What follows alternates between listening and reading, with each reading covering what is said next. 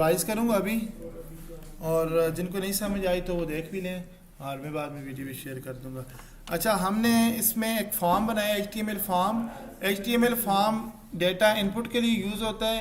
उस फॉर्म की बेस पे आपका जो डेटा इनपुट होता है वही जाके डेटाबेस में स्टोर होता है। ठीक है, वो फॉर्म बनते हैं HTML में जो उसकी स्टाइलिंग होती है CSS में, और वैलिडेशन होती है जावास्क्रिप्ट के साथ, और कुछ वैलिडेशन इसके अंदर भी है HTML के अंदर भी। जैसे इनपुट, अब आपके पास डिफरेंट टाइप ऑफ इनपुट्स हैं।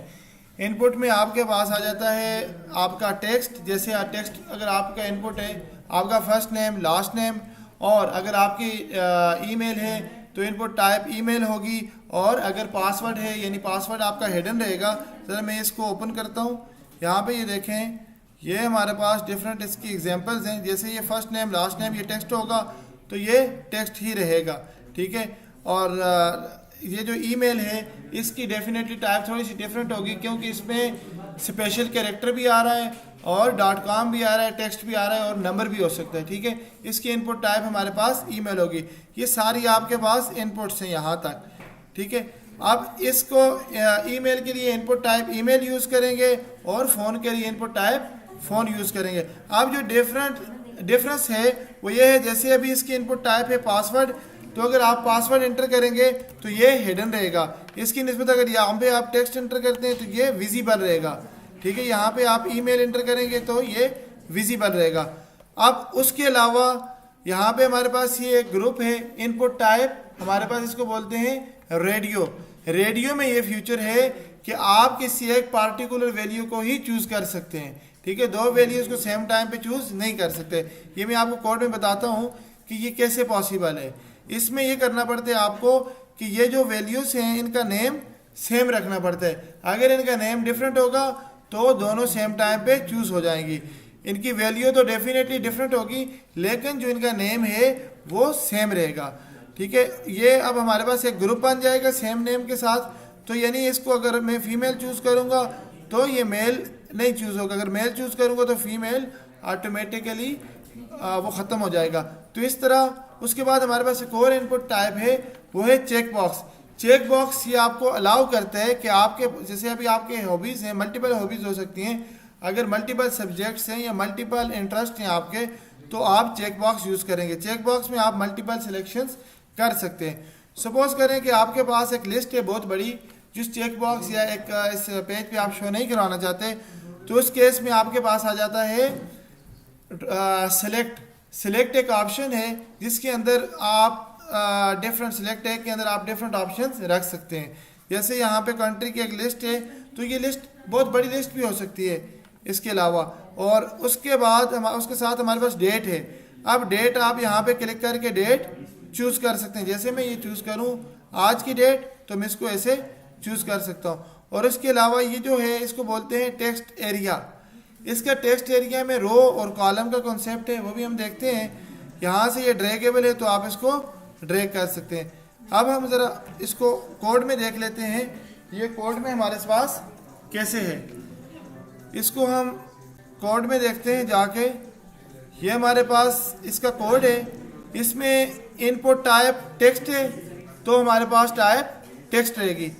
और यहाँ पे अगर इनपुट टाइप इसकी ईमेल है, ये डिफरेंट इनपुट्स हैं इसकी।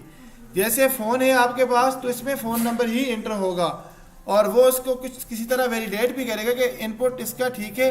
अगर आप ईमेल की जगह टेक्स्ट लिख रहे हैं और उसमें ईमेल के @ सिंबल नहीं, जब आप फॉर्म सबमिट करते हैं तो आपको एरर मिलेगा।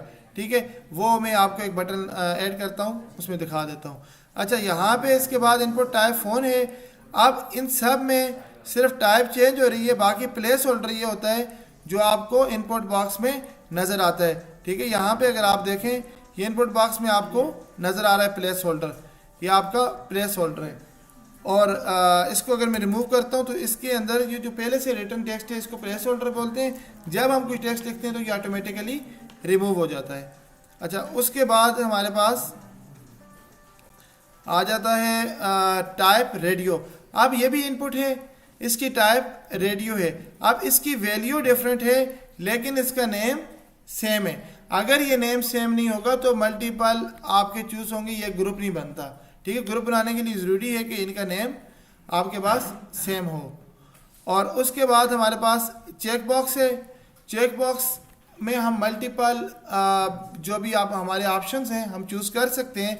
अब जब मल्टीपल ऑप्शंस हम चूज़ कर सकते हैं तो हमारे पास इसमें नेम फिर भी सेम रहेगा अगर हम इसको ग्रुप करना चाहते हैं। ठीक है, एक हॉबी में मल्टीपल हॉबीज हैं उसके, तो हम इसका नेम सेम रखेंगे। टाइप भी सेम है, चेक बॉक्स हम यूज़ कर रहे हैं और जो वैल्यूज़ हैं वो डिफरेंट हैं और ये एंड पे लेबल्स भी डिफरेंट है। अब उसके बाद हमारे पास एक और इनपुट टाइप है, वो पासवर्ड है।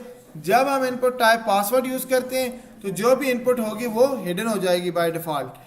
अच्छा, आप बहुत दफ़ा ट्राई करते होंगे पासवर्ड कॉपी करने की कोशिश करते होंगे, आपका हिडन में लॉगिन करते हैं, लॉगिन तो हो जाता है लेकिन आप उस पासवर्ड को कॉपी करने की कोशिश करते हैं वो आपको नज़र नहीं आता। वो भी मैं आपको दिखाता हूँ, आप किस तरह अपना पासवर्ड देख सकते हैं। अच्छा, उसके बाद हमारे पास एक और है इनपुट टाइप डेट।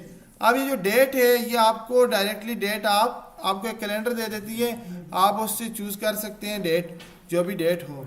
और उसके बाद हमारे पास ये ऑप्शंस आ जाते हैं, इसमें आप सेलेक्ट यूज़ करते हैं और इस सेलेक्ट के अंदर आपका ऑप्शन टैग ओपन भी हो रहा है और क्लोज भी हो रहा है। इसके अंदर आपके ऑप्शन का नाम जो यूज़र को नज़र आएगा और ये वो वैल्यू है जो बैक एंड पे स्टोर होगी। ठीक है, तो इस तरह आपके पास ये ऑप्शंस और यहाँ पे ये सिलेक्ट क्लोज हो जाएगा। उसके बाद यहाँ पे हमारे पास आ जाता है लास्ट पे टेक्स्ट एरिया। अब ये जो टेक्स्ट एरिया है इसके अंदर नेम इसका चूज होगा। अब इस text area multiple text area हो सकते हैं, यहाँ पे नेम इसका है एड्रेस। अब रोज कितनी हो 5 बाय डिफॉल्ट, अगर हम इसको ज़्यादा करना चाहते हैं तो ज़्यादा भी कर सकते हैं और इसको अगर कॉलम ज़्यादा ऐड करना चाहते हैं तो कॉलम भी हम सेट कर सकते हैं। लास्ट में हम एक और इनपुट टाइप ले लेते हैं, वो हमारे पास इनपुट टाइप होगी सबमिट। ठीक है, इनपुट टाइप हमारे पास सबमिट होती है और input type is equal to button और उसके बाद हमारे पास इस बटन की वैल्यू हम ले लेते हैं सबमिट। ये वो वैल्यू है, बटन जब हम यूज़ करेंगे तो ये वैल्यू हमें नज़र आएगी वहाँ पे। इसको मैं सेव करता हूँ और यहाँ पे हम अगर इसमें अब इसको रिफ्रेश करूँ तो हमारे पास ये एक बटन आ गया। अब इस बटन को मैं अगर सबमिट करता हूँ तो ये सबमिट हो रहा है। अगर मेन फील्ड के साथ एट्रीब्यूट से बहुत सारे रिक्वायर्ड एट्रीब्यूट लिखूंगा तो अगर वैल्यू फिल नहीं हुई होगी तो HTML खुद बताएगा कि ये रिक्वायर्ड है। तो यहाँ पे मैं इसके इनमें से एक दो फील्ड के साथ टॉप पे लिख लेता हूँ रिक्वायर्ड, बाकी आप लोगों ने खुद ट्राई करना है। ठीक है, सिर्फ आपने लिखना है रिक्वायर्ड, दैट्स इनफ। ठीक है, यहाँ पे भी मैं लिख लेता हूँ रिक्वायर्ड और अब मैं इसको रिफ्रेश करता हूँ तो सबमिट करते हैं। हमारे पास यहाँ पे ये ऑप्शन आना चाहिए अगर इसमें नहीं लिखी हुई वैल्यू। अच्छा, input type is equal to submit होना चाहिए, इनपुट टाइप।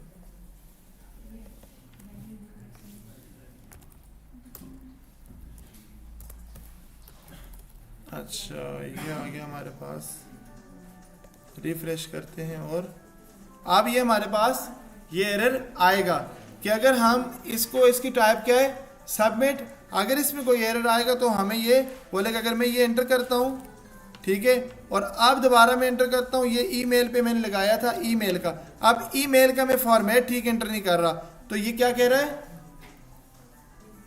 ये किस वजह से कह रहा है, इस वजह से कह रहा है कि हमने इसकी टाइप ईमेल रखी है तो ये एक्सपेक्ट कर रहा है कि इसमें @ भी हो और इसके अंदर से @ मिसिंग और डॉट भी हो।